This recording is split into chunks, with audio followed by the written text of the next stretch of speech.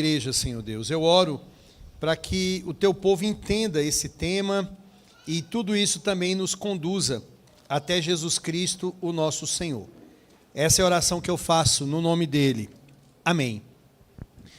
Irmãos, na semana passada, na aula que nós tivemos, que foi a primeira aula, nós falamos sobre a história da IPB, que foi feita pelo pastor Miguel, tá?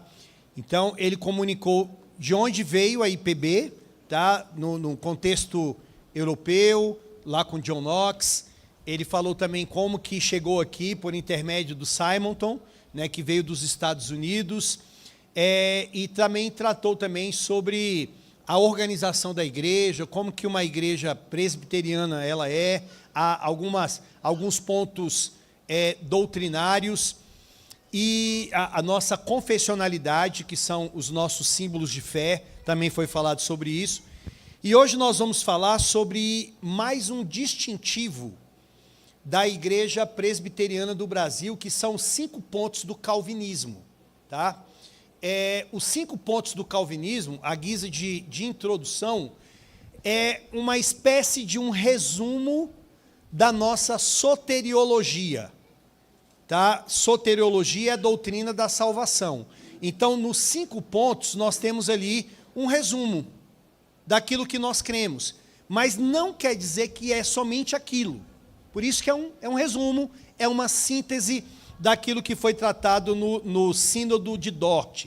Então, eu quero começar trazendo aqui um contexto bem amplo, porque os 5 pontos do calvinismo vai falar sobre arbítrio, sobre vontade, sobre eleição, sobre por quem Cristo morreu. Então, acaba que entra nesse assunto do livre-arbítrio, tá?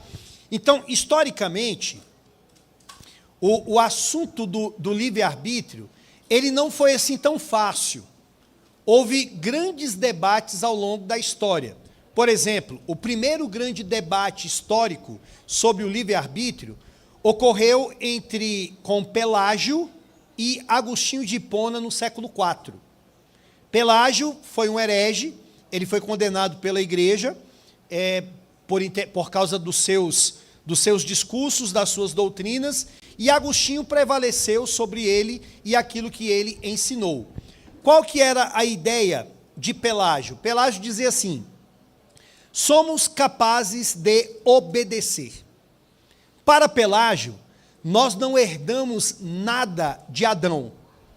Então, aquilo que nós ensinamos à luz de Romanos capítulo 5, versículo 12 a 21, que nós herdamos a culpa, que nós herdamos a corrupção do pecado de Adão, por isso que nós já nascemos escravos do pecado, sob maldição, e a não ser que Cristo faça algo por nós, estamos perdidos. Pelágio, ele dizia bem assim: não, nós nascemos livres, nós nascemos como uma tábula rasa. Então, a única coisa que você herdou de Adão são os maus exemplos. Então, você não deve andar como andou Adão. Mas não quer dizer que é uma coisa intrínseca a você. Não quer dizer que a sua natureza ela é uma natureza corrompida. Então, você está na mesma situação que Adão esteve, numa situação de neutralidade. Pelágio ia tão longe nisso que ele chegou até a dizer o seguinte, que nós não precisamos nem da graça de Deus. E quando a Bíblia diz: sede vós perfeitos, como perfeito é o vosso Pai que está nos céus, se Deus está dizendo para nós sermos perfeitos, logo somos capazes de sermos perfeitos. Então somos capazes de obedecer a Deus, sem a graça divina, sem uma ação do Senhor. Nós estamos naquela mesma situação de Adão. Só que Pelágio, contemporâneo dele, não aceitou isso. E à luz da Bíblia, Pelágio o refutou. Pelágio, ele dizia assim: o homem tem... Agostinho, obrigado. Agostinho, ele dizia assim: o homem tem um livre arbítrio, mas lhe falta liberdade. Vocês conseguem compreender isso aqui? O que ele estava querendo dizer? O homem tem um livre arbítrio, ou seja, o homem não é um robô. O homem age, o homem toma toma decisões. O homem, de alguma maneira, em alguns momentos, ele coopera, ele ora, ele busca, ele clama, ele jejua, ele administra as coisas, mas lhe falta liberdade. O que é o faltar a liberdade? Por faltar a liberdade, Agostinho estava se referindo ao pecado original, tá? Por faltar a liberdade, ele estava se referindo ao pecado original. O pecado original impossibilita o homem de ir até Deus. Então, um homem que não é um robô, que ele age, que ele toma decisões, ele não é capaz de ir até Deus. João 6,44, por exemplo, diz que ninguém poderá vir a mim, se o Senhor que o enviou não o trouxer. Então o homem só vai até Deus se Deus trazê-lo. O homem só vai até Deus se o Senhor regenerá-lo. Aí sim o homem vai até o Senhor. Então o homem tem livre-arbítrio, por livre-arbítrio quer dizer, ele tem uma liberdade, que teologicamente nós chamamos isso de livre agência. O agente é livre, ok? Você é livre, mas você é livre de acordo com a sua natureza.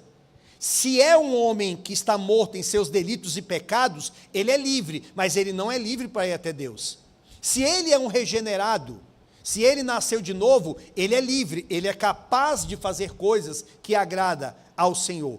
Então, quando ele disse aqui, mais uma vez eu vou repetir, lhe falta liberdade, ele estava falando sobre o pecado original. O pecado original, que são as consequências do pecado de Adão, impossibilita o homem de ir até Deus, a não ser que Deus venha até ele.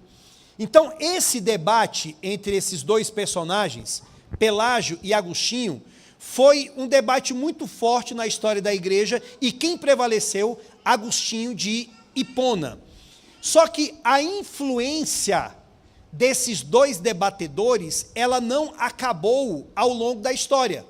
Pelo contrário, ela ainda prevalece até os nossos dias.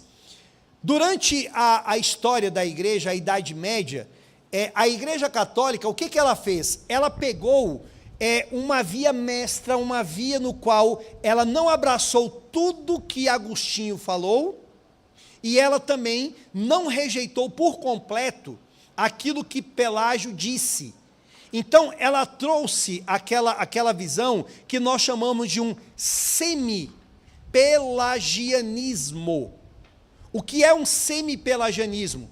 Eles pegaram um pouco de Pelágio, o homem é livre, depende do homem, depende do que ele quer, vai depender dele, mas eles também pegaram um pouco também de Agostinho, tá? Mas depende da graça do Senhor, depende da soberania de Deus. E esse pensamento é o pensamento que ainda está em vigor na Igreja Católica.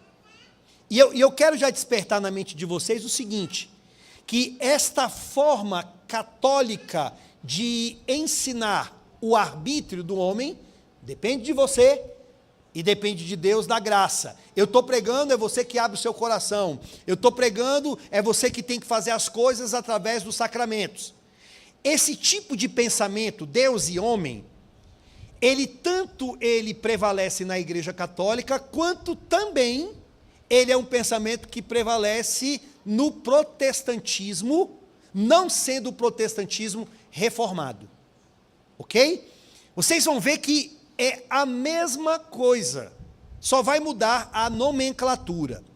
O Concílio de Trento, que foi a resposta da Igreja Católica à reforma protestante, olha o que eles disseram sobre o livre-arbítrio. Se alguém disser que o livre-arbítrio do homem, quando movido e despertado por Deus, por consentimento de Deus, de nenhuma forma coopera, e que não pode recusar seu consentimento se desejar, que seja anátema. Então, maldito o homem que rejeita isso. O Espírito fala com a pessoa, aí a pessoa, eu não quero, eu quero. Deus fez a parte dele, mas agora depende de você. o que eles não estão levando em consideração aqui? Eles não estão levando em consideração uma doutrina importantíssima que vai fazer toda a diferença, que é a doutrina da queda. Com a queda do homem em pecado, com a quebra da aliança, o homem continua sendo homem, continua sendo ser humano, mas agora a liberdade que ele tinha de ir até Deus, ele não tem mais por causa do pecado. Por isso que o Senhor tem que ir até o homem. Deixa eu tentar trazer uma luz na sua mente. João 3 e João 4. João 3 nós temos a história de Jesus encontrando com quem? Nicodemos. João 4, que será o sermão dessa noite, se Deus quiser, o Senhor indo ao encontro da mulher samaritana. Ambos mortos em seus delitos e pecados. O Senhor mostrou para Nicodemos, Nicodemos, se você não nascer de novo, você não pode ver o reino. Se você não nascer de novo, você não pode entrar no reino. Bem, não dependia só dele ir? Não dependia só dele entrar no reino pela sua própria força? Não, ele estava morto em seus delitos e pecados. Ele tinha que nascer de Deus. E o Senhor explicou a ele que esse nascer é do alto, é uma obra do Espírito Santo agindo na vida da pessoa. E a mulher samaritana, que também estava morta em seus delitos e pecados, que já tinha 5 maridos, sendo que o atual não era nem marido dela, o que o Senhor fez? Se revelou a ela. E o Espírito Santo regenerou aquela mulher e ela se tornou uma nova criatura. Esses 2 casos nos mostram o seguinte: 2 mortos. Se o Senhor não revelar, se o Senhor não agir, aquela pessoa vai continuar morta em seus delitos e pecados. Então, a questão não é assim, ó, o Espírito falou com você. Aí você, eu vou pensar, hein? Eu acho que eu não quero. Dependeu da minha vontade. Não é isso. Quem o Espírito Santo regenerar, ele que fez esta ação, foi ele que deu esta vida, e agora a pessoa vai passar a ser uma nova criatura em Cristo Jesus. Mas Trento estava dizendo que não. O concílio de Trento estava dizendo o seguinte: se alguém disser que o livre-arbítrio do homem, movido e despertado por Deus, quando isso acontece, de nenhuma forma coopera e que não pode recusar seu consentimento, se desejar, que seja anátema. É aquilo que, às vezes, infelizmente, muitos irmãos pegam um texto fora do contexto. Por exemplo, vão lá para Apocalipse e fala: eis que estou à porta e bato. Se alguém ouvir a minha voz, entrarei na sua casa, cearei contigo e ele comigo. Então seria assim: Deus está falando com o pecador através da pregação. Estou batendo no teu coração. E aí compete a você abrir o coração.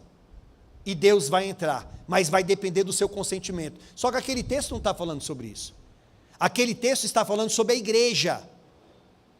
Está dizendo que o Cristo, dono da igreja, que anda na igreja, que conhece as obras da igreja, está do lado de fora. Então, não tem nada a ver com uma pregação evangelística. Não é pregando para as pessoas de fora, depende de você. Não é isso. Então, a Igreja Católica pegou um pouquinho de cada. Um pouquinho de Pelágio e um pouco de Agostinho. E aí vem os reformadores, tá? Dentro desse contexto. Martinho Lutero dizia que o livre-arbítrio sem a graça de Deus não é livre de forma nenhuma, mas é prisioneiro permanente e escravo do mal, uma vez que não pode tornar-se em bem. Lutero, ele pediu que, se fosse preservado alguma de suas obras, ele queria que fosse preservado a obra Nascido Escravo.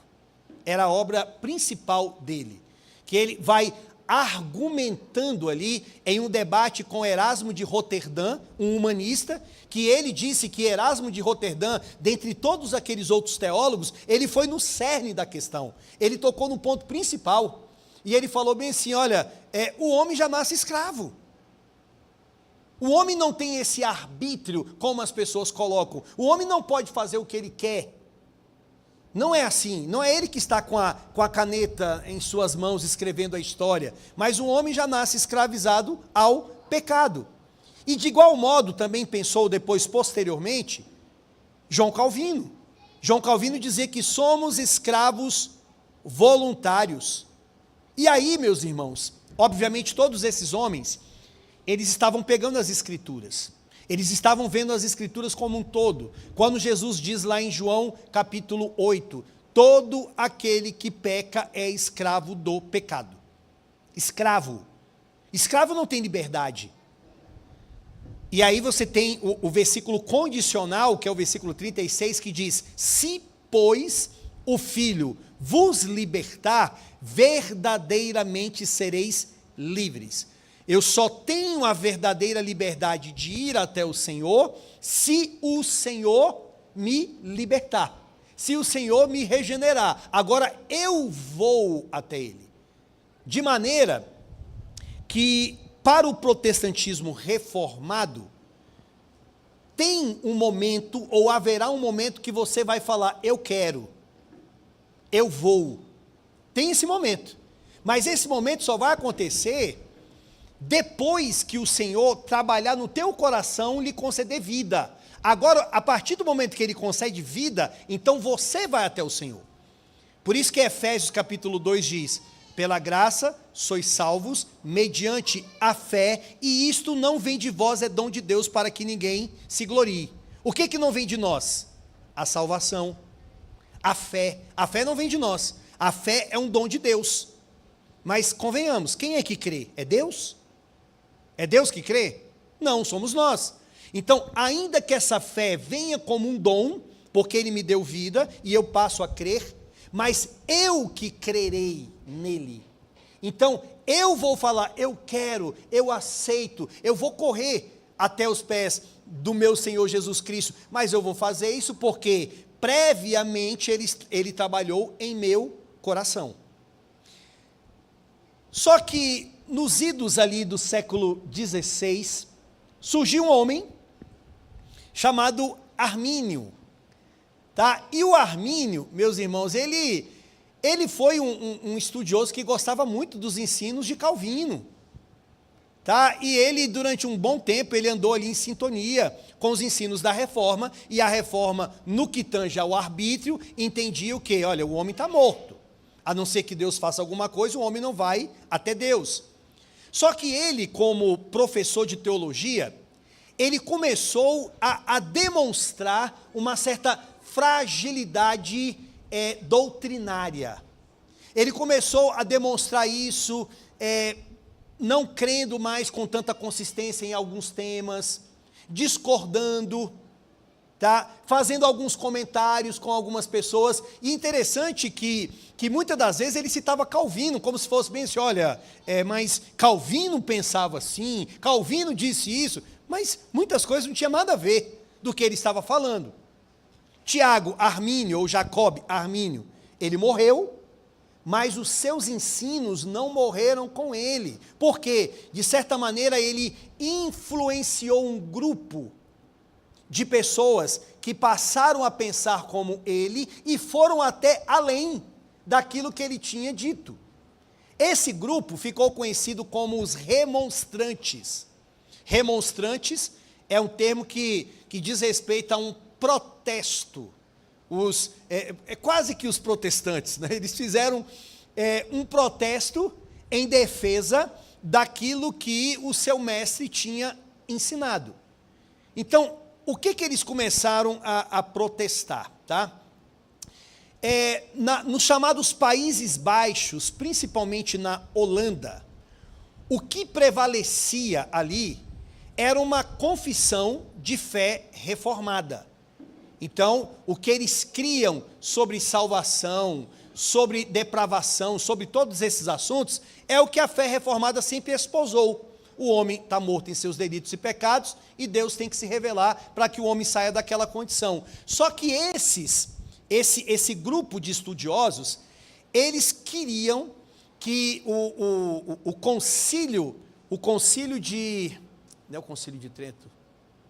Os cânones de Dort, tá? Os cânones de Dort, ou sínodo de Dort. O povo daquela região, que os protestantes verificassem o que eles estavam trazendo, o que eles estavam propondo, para que fosse então colocado no lugar daquilo que já tinha como uma confissão de fé. Então, para ilustrar, imagine que eu chego na Assembleia de Deus e eu quero reformar a Assembleia de Deus. A Assembleia de Deus tem lá os seus 13 tópicos doutrinários, mas eu quero que eles subscrevam a confissão de fé de Westminster. Vai ser uma confusão. Eu conheço um irmão que tentou fazer isso, vai dar briga, e não é nem o certo, porque eles têm lá a subscrição deles dos dogmas que eles creem. Então, esses estudiosos aqui, eles queriam que o parlamento da época, que a igreja da época, principalmente na Holanda, que aderissem aos ensinamentos deles, que eles aprenderam com o Armínio. E quais eram esses ensinamentos? O homem é livre. A eleição é condicional. A expiação é universal. A graça é resistível. E o homem pode cair da graça. Percebam, prestem muita atenção, que o primeiro ponto é o ponto principal que vai desencadear os demais. É o ponto que vai levar os outros, dentro de um argumento muito lógico. Se o homem é livre, ou seja, se o homem tem arbítrio, a eleição, ou seja, a escolha de Deus, ela tem que ser uma escolha o quê? Condicional ao arbítrio do homem. Depende de você, meu irmão. Deus morreu por todos, então vai depender de você, se você quer ou não quer. A expiação é universal, o Senhor morreu por todo mundo. A graça é irresistível, ou seja, o homem pode resistir. O homem pode falar, eu não quero, eu não vou, depende de mim. E o homem pode cair da graça. Você pode ser salvo hoje e amanhã você perder a salvação. Agora, irmãos, preste muita atenção. Não é isso aqui, desta maneira, que nós vemos claramente nas igrejas pentecostais e neopentecostais? Não é assim? Através de ensinos, através de sermões, através das aulas, é desse jeito. As pregações, na maioria das pregações, tudo depende do homem. Depende de você, se você quer, se você não quer, se você abre o teu coração, se você fecha o seu coração. Eles ensinam a eleição, sim, tá? Mas só que essa eleição é condicional, é pela presciência. O entendimento deles é que Deus viu quem iria crer, e baseado nisso é que Deus então escolheu. Eu vi que o irmão iria crer no Senhor, então eu escolhi como Salvador. Jesus morreu por todos, o homem pode resistir e o homem pode cair da graça. Ok. O parlamento recebeu esse documento com essas doutrinas. O que eles fizeram? No chamado Sínodo de Dort, ou Cânone de Dort. Cerca de 80 ou mais estudiosos, eles começaram a analisar cada um desses pontos biblicamente, durante vários meses. Vamos ver se o homem é livre, vamos ver se a eleição é condicional, vamos ver se a expiação é universal, se a graça é irresistível, ou se o homem pode cair da graça. Qual foi a conclusão que eles chegaram? Este ensino não é escriturístico, não é bíblico. Ele não passa pela régua das Sagradas Escrituras. E aí, como refutação a esse documento, é que surgem os 5 pontos do calvinismo: depravação total, eleição incondicional, expiação limitada, graça irresistível e perseverança dos santos. Então, historicamente, surgiu, em primeiro lugar, os 5 pontos dos arminianos, dos remonstrantes. E como reação, é que surge então os 5 pontos do calvinismo. Mais uma vez, observem que, se em primeiro lugar, nos 5 pontos dos arminianos, vem o homem livre, ou seja, Se você admitir o primeiro ponto, os 4 seguintes, você também terá que admiti-los, é uma questão lógica. Nos 5 pontos do calvinismo, o primeiro ponto é depravação total. E ao admiti-lo, você também terá que subscrever, que aceitar os outros 4 pontos. Então, tudo começa pelo primeiro.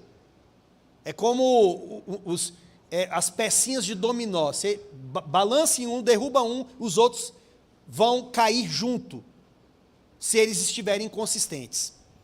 Então, primeiro ponto, o que os nossos irmãos de Dort falaram? O homem não é livre, o homem é depravado. Meus irmãos, essa doutrina, ela é cerne, ela é essencial dentro da doutrina reformada, do movimento reformado. Não entender esta doutrina da depravação total vai incorrer em você não entender outras doutrinas bíblicas. Por que pessoas têm dúvidas e não aceitam a predestinação? Não aceitam essa ideia do livre-arbítrio como é ensinado na igreja? Porque eles não têm o entendimento correto sobre a queda, sobre o pecado. O que o pecado fez ao homem? Depravação total, segundo a fé reformada, não quer dizer que o homem ele chegou no nível máximo de depravação, mas quer dizer que tudo no homem é corrompido, tudo. Ele não virou um demônio, ele ainda é a imagem e semelhança de Deus, mas tudo nele foi atingido pelo pecado, tudo. Então vamos contrastar, vamos colocar um mas adversativo, Adão antes do pecado e Adão depois do pecado. Adão antes do pecado, mente perfeita, arbítrio perfeito, corpo, fisicalidade perfeita, interação perfeita entre corpo e alma, comunhão perfeita com Deus, comunhão perfeita com o próximo, comunhão perfeita com o cosmos, os mandatos criacionais, todos eles em perfeita harmonia. Agora entra a queda, bagunça tudo. A mente agora já não é a mesma. Você vai para Gênesis 6, vai dizer, os pensamentos dos homens são maus continuamente. Continuamente. Antes não era assim. Por que agora se tornou assim? Porque o homem está depravado, em pecado. Corpo agora, antes, perfeita harmonia do corpo com a alma. Depois do pecado, aí você lê lá o Salmo 32, enquanto calei os meus pecados, como a gente não cantou hoje aqui? Enquanto calei os meus pecados, a mão do Senhor pesava sobre mim. Os ossos do salmista, ele sentia, o corpo dele, são sintomas que a gente chama hoje de sintomas psicossomáticos. A mente atinge o corpo, a saúde do homem, mas antes não era desse jeito. Então tudo isso é por causa da depravação do homem. A depravação total, nós costumamos falar que ela é extensiva, quer dizer que é como um câncer em estado de metástase. Ela corrompe para mim e lê, por favor, o capítulo 20, só a primeira palavra, 3:20 de Romanos. Está chegando esse PT? Está não? Vou tirar isso aqui que eu não...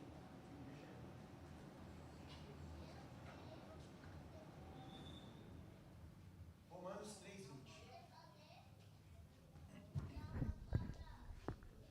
O que diz aí?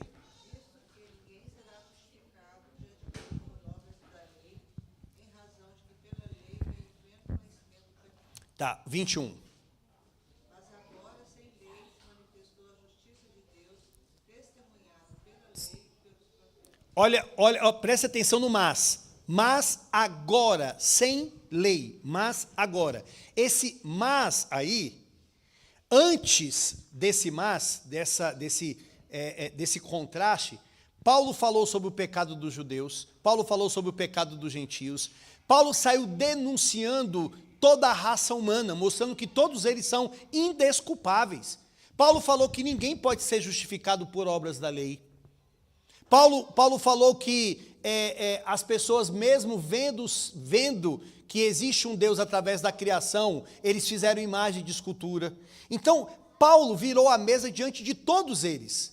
Aí agora que ele vai dizer, mas agora. Aí ele vai apresentar quem? A solução. A solução só ocorre por causa da obra de Jesus. Tão somente por causa da obra de Jesus Cristo.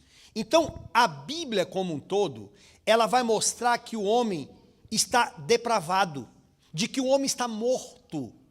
Efésios capítulo 2, versículo 1, diz, ele vos deu vida, estando vós mortos em vossos delitos e pecado. Como que nós estávamos? Mortos.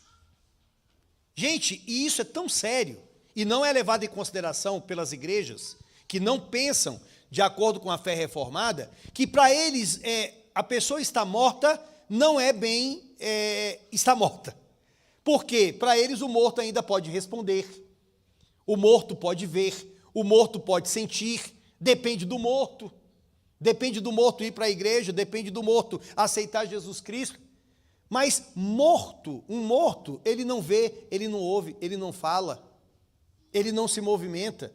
A diferença é que a Bíblia fala do morto físico e fala do morto espiritual. Vamos linkar alguns textos. João 6, ninguém pode vir até a mim, se o Pai que me enviou não o trouxer. Então o morto não consegue ir, não consegue andar. 1 Coríntios 2, ora o homem natural não compreende as coisas do Espírito de Deus porque ele parece loucura e não consegue compreendê-las porque elas se discernem espiritualmente. Então, o homem natural, que é o homem morto, ele não compreende a palavra de Deus porque ele está morto. Só compreende a palavra de Deus no seu cerne quem está vivo, quem é regenerado e quem é iluminado pelo Espírito. Então, a gente vai ter vários textos bíblicos que vai mostrar essa depravação. Agora, presta atenção, se o homem está depravado, morto, a eleição, ela não é condicional. Ela não é condicional. Se o homem está morto, Deus escolheu aquele homem não porque o homem merece alguma coisa ou fez alguma coisa, aquele homem o ofendeu. Aquele homem se rebelou contra Deus. Então o que ele merece é inferno. O que ele merece é viver banido da presença de Deus eternamente. Por isso que a eleição é incondicional. Não existe condição no homem, a condição está em Deus. A condição está nele, ou seja, ele escolhe quem ele quer. E, irmãos, eu vou falar aqui de forma bem rápida, tá? Para as pessoas que questionam a eleição, eles deveriam entender que fazer escolhas sempre fez parte da maneira como Deus se revela nas Escrituras. Faz parte do modus operandi de Deus. Deus sempre agiu assim. Vejam que Deus escolheu Adão para ser o representante do pacto e não escolheu Eva. Escolheu Adão. Deus escolheu Israel e não escolheu, por exemplo, os egípcios, os filisteus, os jebuseus. E aí você poderia perguntar bem assim, mas por que Deus não escolheu aqueles outros povos? Quem pode ler para mim aí Deuteronômio 7, versículos 6 a 8? Deuteronômio 7, versículos 6 até 8.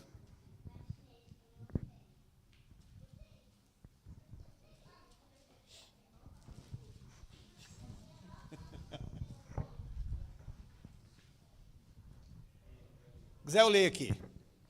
Tá, vou ler daqui. Porque tu és povo santo ao Senhor teu Deus. O Senhor teu Deus te escolheu para que lhe fosses o seu povo próprio, de todos os povos que há sobre a terra. Não vos teve o Senhor afeição, nem vos escolheu porque fosseis mais numerosos do que qualquer povo, pois éreis o menor de todos os povos.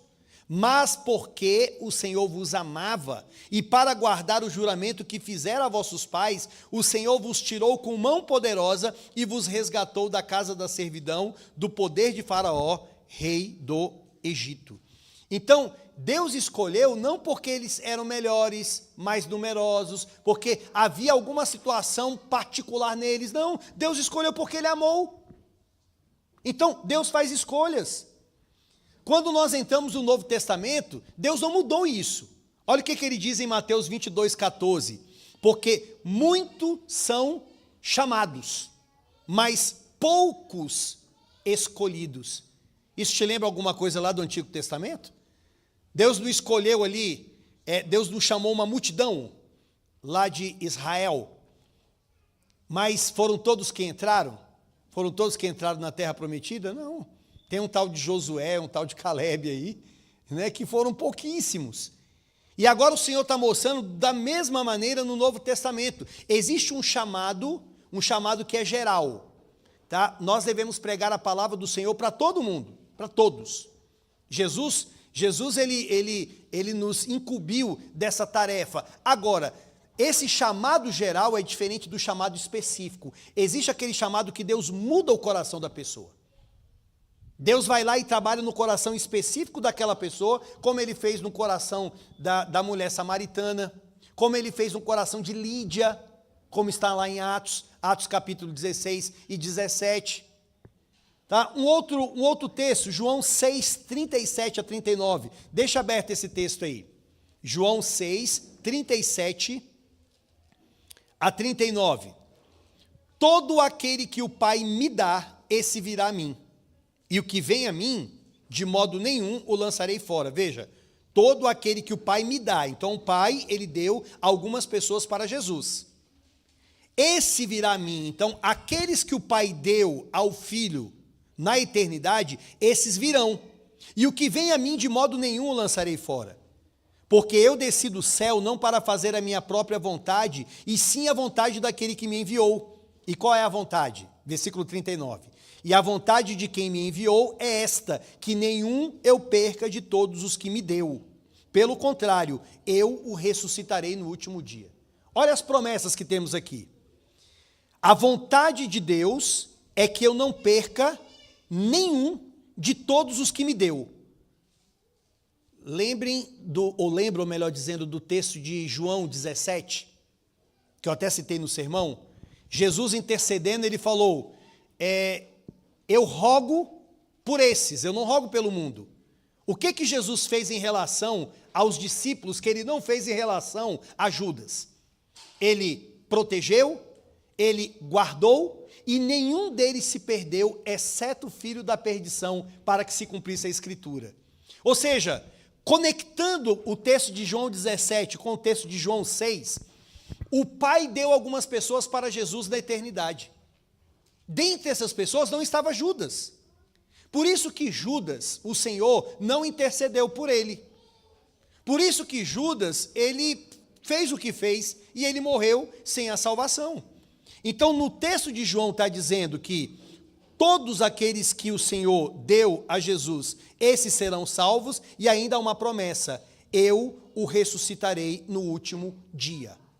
Então, no último dia, na ressurreição final, todos os eleitos do Senhor vão ser levantados e estarão com o Senhor.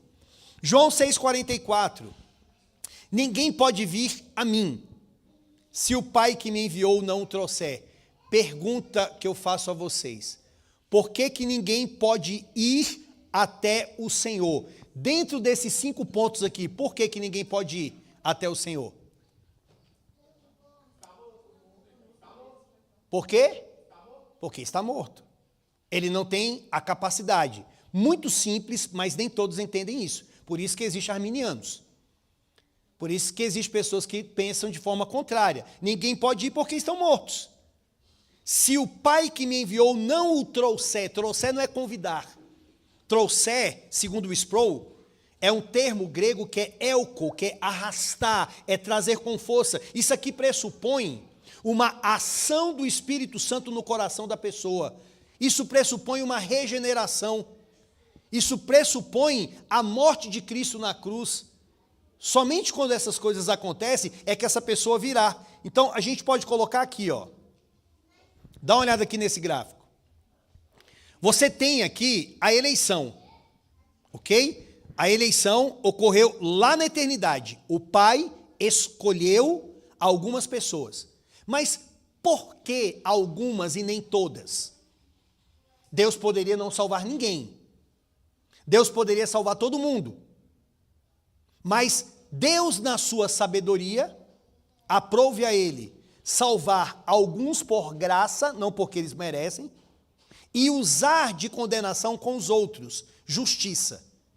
Veja que dentro dessa fala não há injustiça. Deus não é injusto por não salvar todo mundo, porque ninguém merece.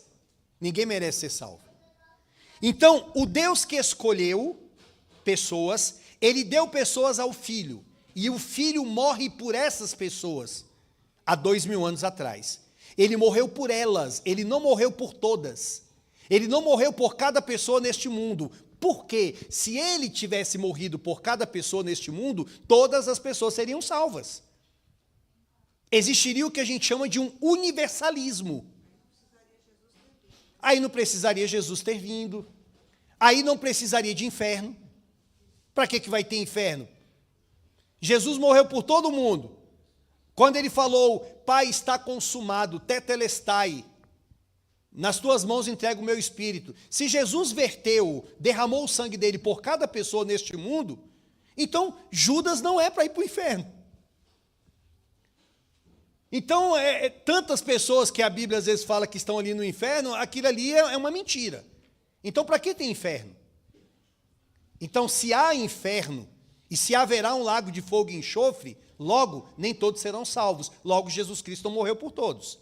Então, o Senhor escolheu, Jesus morreu, e aí agora vem o quê? O que está escrito aí? Chamado, regeneração, conversão e todas essas coisas. Então, imagine, vamos colocar na tua vida. O Senhor morreu por você, o Senhor te escolheu antes da fundação do mundo. Jesus morreu por você, lá na cruz. Em um dado momento da história, o Espírito Santo, ele chamou você, ele regenerou você. Houve um chamado geral, mas houve um chamado específico. Então, ele foi lá e mexeu no teu coração, como ele fez com Paulo, como ele fez com Mateus, como ele fez com Pedro. Olha a cena.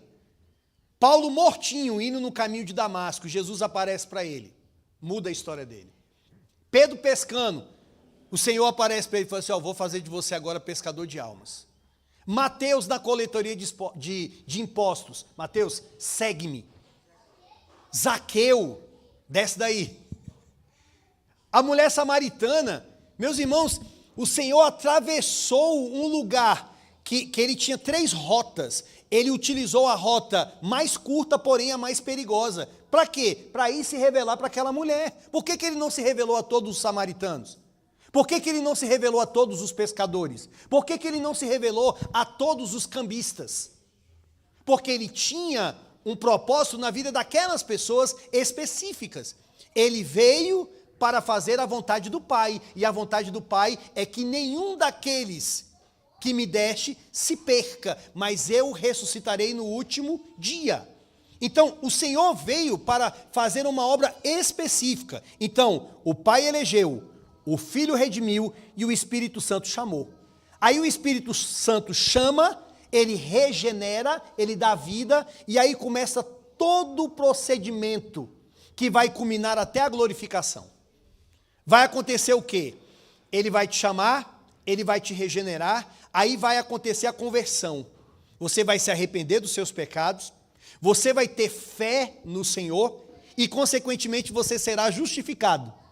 Se você for justificado, você vai ser adotado como filho. E aí você entra num processo de santificação que vai durar a tua vida inteira. Até o último dia da tua vida, você está nesse processo de santificação que vai te levar para onde, meus irmãos? Qual o último ponto? Glorificação. Então, tudo isso vai lhe conduzir à glorificação, que é você ser parecido com Jesus Cristo. Então, resumindo e terminando aqui, tá? A gente continua na próxima aula. O homem é depravado, ninguém merecia ser salvo. O Senhor então escolhe dessa raça depravada algumas pessoas para serem salvas. Jesus Cristo, então, ele morre na cruz por essas pessoas. Ele não morre por todos. Depois eu vou explicar para vocês numa próxima aula. E o todos, e o mundo, quando a Bíblia fala, né, que ele veio para todos, né, como é que fica isso aí? Então, Jesus morreu por algumas pessoas. Esta graça é irresistível. Irresistível não quer dizer que a pessoa não vá ali lutar um pouquinho, mas quer dizer que é uma graça eficaz. Quem vai prevalecer vai ser o Espírito. O Espírito vai te convencer e ele vai sobressair sobre isso. E no final acontecerá o que a gente chama de perseverança dos santos, que diz lá em Filipenses 1,6, aquele que começou a boa obra em vós, há de completá-la até o dia de Cristo Jesus. Quer dizer que aquele que te elegeu, ele vai te levar até onde? Até a glorificação. Você não vai parar no meio. Você só vai parar no meio se você é joio. Se você é joio, você vai parar no meio, ou pode ser que até que você fique até o final, mas no final ele vai separar um do outro. Mas se você é um eleito do Senhor, você irá até o fim. 5 minutinhos, alguma pergunta? Está um craque em tudo isso? Pois não.